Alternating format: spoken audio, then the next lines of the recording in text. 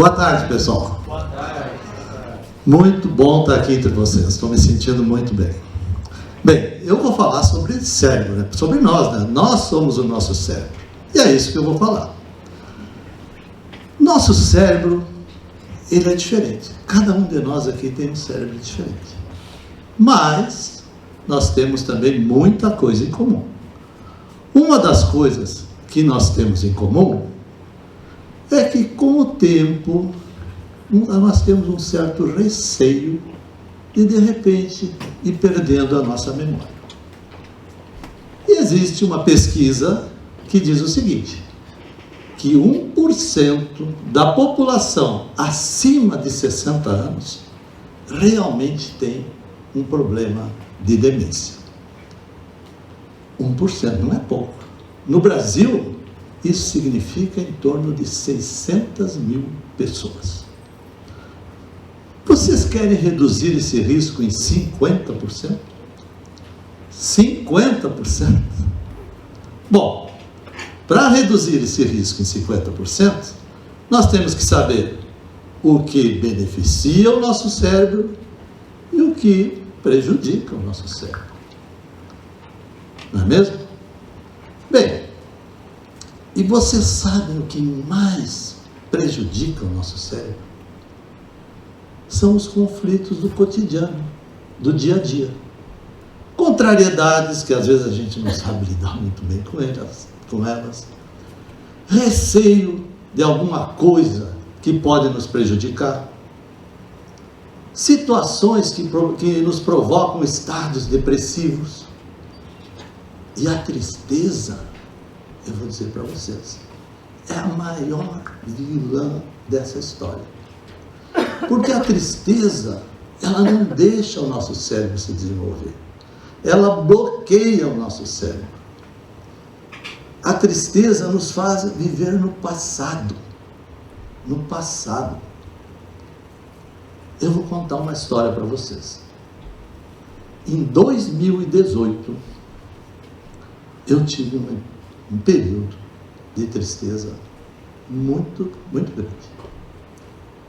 Nesse ano, faleceu o meu filho mais novo, que tinha 32 anos de idade. Um dia, ele foi dormir, teve um mal súbito durante a noite, uma convulsão muito forte e não resistiu. Vocês não têm noção de como ficou o meu cérebro? Claro, foram meses e meses de apatia, de tristeza e de depressão. Mas um dia, eu estava num bar e de repente me veio um pensamento que me disse o seguinte, que aqueles 32 anos que eu tinha vivido com ele foram anos de muitas conquistas. Ele foi um menino brilhante, ele foi um grande jogador de tênis, ele era administrador, ele tinha uma empresa, ele era alto, bonito, educado, trabalhador. E naquela noite, ele foi embora. Bem, o que a minha mente, naquele dia, naquele bar, me veio um pensamento.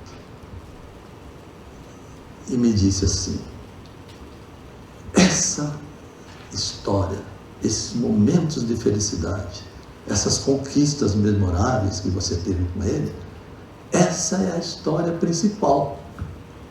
E é isso que você tem que se lembrar. E a partir daquele momento, o meu cérebro foi mudando. E eu, a ponto de eu chegar hoje aqui e poder dizer para vocês o seguinte, a saudade continua, claro, mas o meu sentimento mudou. Meu sentimento hoje é de gratidão por eu ter vivido com ele e ter reencontrado a felicidade. Mas momentos assim de muita tristeza são comuns. Quem já não passou de nós aqui já não passou por isso? Né? E não precisa ser a perda de um filho. Pode ser a perda de um emprego importante, Pode ser uma separação, pode ser uma doença grave, que às vezes dura anos e anos. E o que a gente pode fazer para que quando essas situações acontecem conosco, a gente não sofra tanto, não seja tão prejudicado na nossa mente? Eu vou mostrar essa figura aqui para vocês. Isso aqui é um experimento de neurociência comportamental. O que é isso aqui? Publicado agora em março de 2023. Agora, faz um ano. Em março de 2023. Pegaram esse ursinho aqui, um ursinho de pelúcia, mostraram para uma pessoa, disseram para ela gravar o ursinho na mente dela e dispensaram. No outro dia pediram que ela voltasse, que pensasse no ursinho e que entrasse numa máquina de ressonância magnética, como a gente conhece. Fizeram um scanner no cérebro dela e olha lá onde é que estava o ursinho. Dentro do cérebro dela. Colorido ainda por cima. Colorido. Esse é um experimento extraordinário, porque ele nos mostra como o filme do nosso cotidiano passeia, funciona dentro da nossa mente. Como que ele se estabelece dentro da nossa mente. E aí, vocês sabem quem são os atores principais desse filme? Quem são os artistas principais que estabelecem os nossos pensamentos do nosso cotidiano no nosso cérebro? De um lado, são os impulsos. Do outro lado, é a razão. Os impulsos, representados quando a gente reage pela raiva, pelo medo, pela tristeza ou pela alegria. E do outro lado, a estratégia, a inteligência. Nós, desde que acordamos de manhã até quando vamos dormir, a gente se equilibra nesse balanço entre reações impulsivas e a razão. E agora, eu vou dar um dado para vocês que é muito importante. A ciência diz o seguinte, que em 80% das vezes que nós reagimos nas situações cotidianas, é pelos impulsos, é pela raiva, é pelo medo, ou é pela tristeza, ou é pela alegria demasiada. A ciência diz isso. E se 80% das nossas reações são pelos impulsos, essa não é a melhor saída, não é a melhor resposta. Porque quando a gente age pelos impulsos, eles de repente podem nos prejudicar, eles podem nos colocar em alguma enrascada até, né? Certo? E de repente até a gente se arrepende logo em seguida, mas aí já fez. Mas aí já fez, né? Bom, tem saída para isso aí? Se 80% que a ciência diz é pelos impulsos?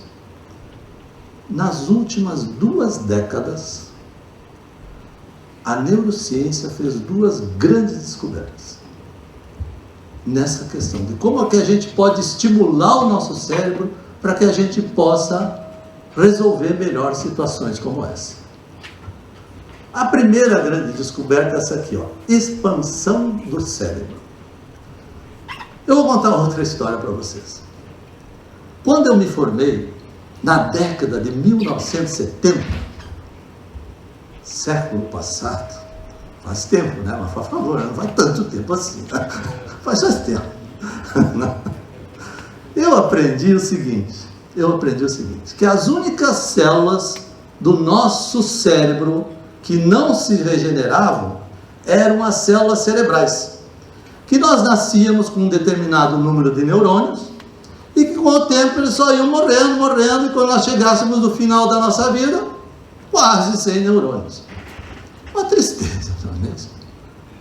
Mas daí veio esse cidadão aqui, Eric Kandel, um neurocientista austríaco, que começou a estudar os neurônios das lesmas. Como assim neurônio das lesmas? Sim, neurônio da lesma, essas que vocês estão pensando, lesmas de jardim. Por quê? Porque as lesmas, elas têm menos neurônios e são maiores, mais fáceis de estudar. E o que ele descobriu? Que conforme ele cutucava esses neurônios, conforme ele estimulava com estímulos táteis, dolorosos, térmicos, esses neurônios iam ficando mais fortes, iam se fortalecendo, iam se multiplicando. Aí ele viu isso aí e pensou, puxa, mas se os neurônios das lesmas se modificam, será que os neurônios dos seres humanos não se modificam? E com essa pergunta, ele abriu uma porta. Os neurocientistas começaram a estudar o cérebro com imagens, como aquela dos ursinhos que eu mostrei para vocês. E descobriram que os neurônios dos seres humanos também ficam mais fortes, também têm aumentam suas conexões, também se multiplicam, assim como as lesmas. Óbvio, não é mesmo? Mas na época não era.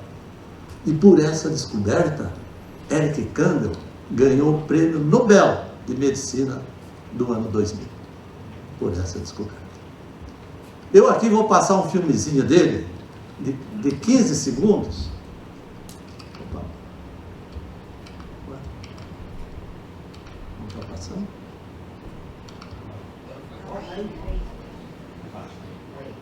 De 15 segundos.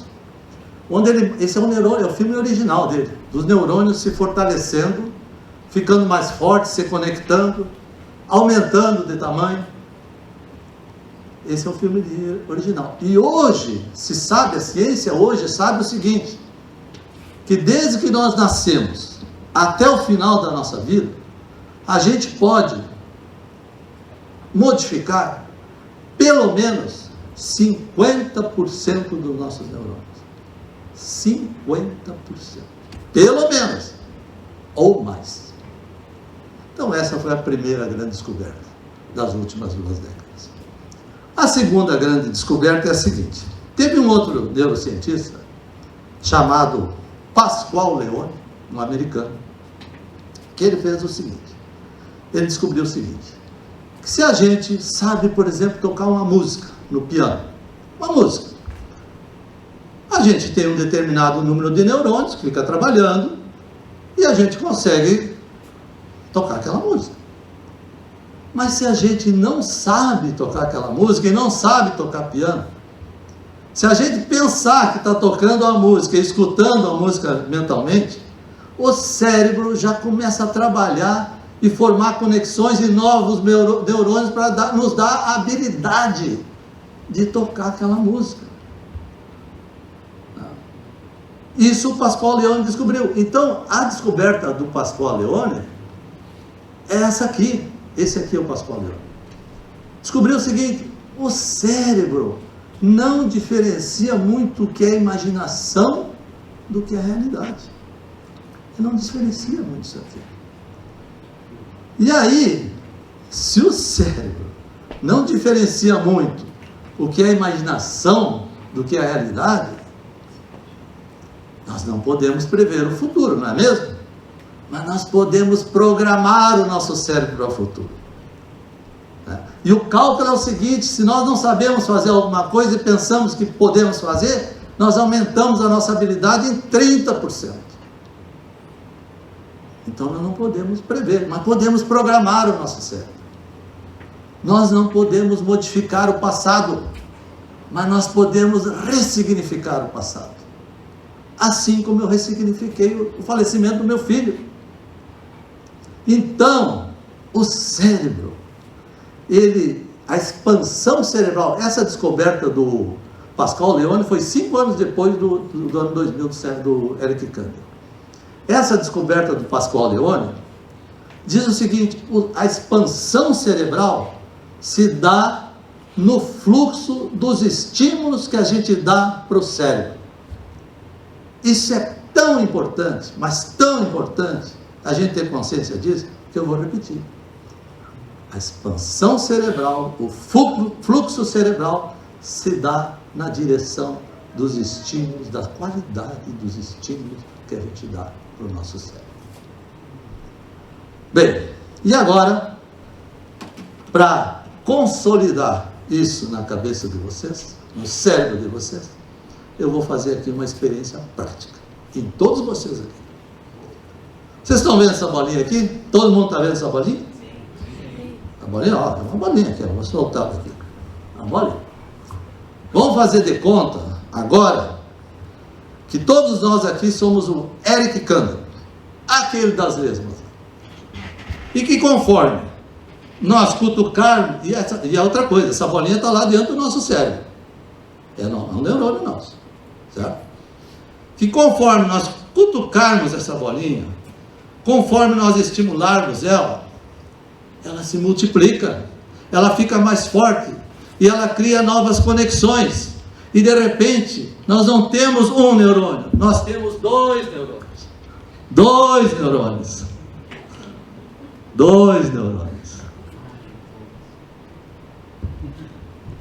Eu não sou mágico, eu sou médico, mas essa é a principal mensagem que eu quero deixar para vocês. Eu descobri, ao longo dos anos, que se eu plantar bons pensamentos no meu cérebro, eles crescem e criam asas. Eu descobri que o envelhecimento do cérebro não é inevitável. Eu descobri que eu não posso prever o futuro, mas eu posso preparar meu cérebro para o futuro. Eu descobri que eu não posso mudar o passado, mas eu posso ressignificar o passado. E eu descobri que se eu gerenciar melhor meus neurônios, eu aumento a minha inteligência. Por isso, na vida pessoal e profissional de vocês, pense com a imaginação, crie e transforme a sua realidade. Obrigado a todos.